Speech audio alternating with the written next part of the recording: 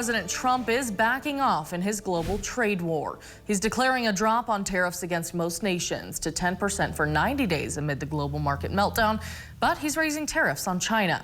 China has shown the most forceful retaliation against Trump's tariffs. Trump's announcement sent stocks soaring in afternoon trading after steep declines since he unveiled his across-the-board tariffs. National correspondent Atra El-Nashar joins us from Capitol Hill, sharing Wall Street's reactions to the news and how a trade war with China could destabilize American businesses.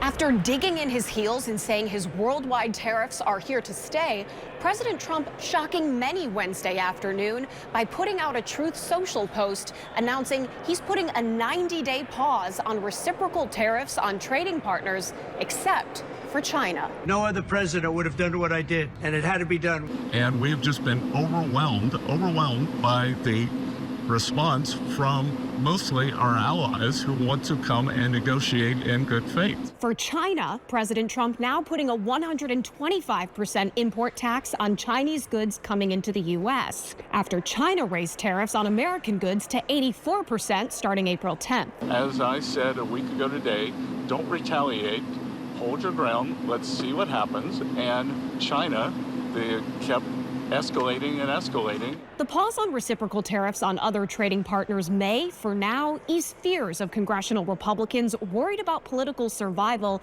as their constituents are already worried about taking a financial hit. As I talk to my farmers, there's a lot of anxiety, a lot of stress, a lot of uncertainty, because when we get into a trade war, usually the first pawn in the trade war is agriculture. In his post, the president says, at some point, hopefully in the near future, China will realize that the days of ripping off the USA and other countries is no longer sustainable or acceptable. China said Tuesday, should the U.S. persist in this reckless course, China will respond resolutely until the end. What I'm certain of is that what China is doing will affect their economy much more than it will ours. Treasury Secretary Scott Bessent says he thinks this will ultimately be resolved between President Trump and Chinese President Xi Jinping. China wants to make a deal. They just don't know how quite to go about it. You know, it's one of those things they don't know how quite.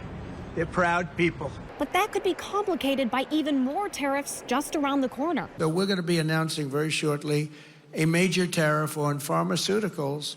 And when they hear that, they will leave China, they will leave other places. Trump's pause caught many here in Congress off guard. Top Senate Democrat Chuck Schumer called it all chaos and said the president essentially caved to market pressure. One Republican source also told me he thinks the president got nervous by all the stock market losses.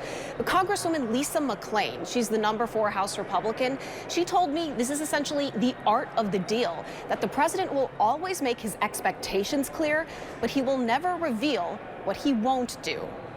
On Capitol Hill, I'm Atra El-Nashar.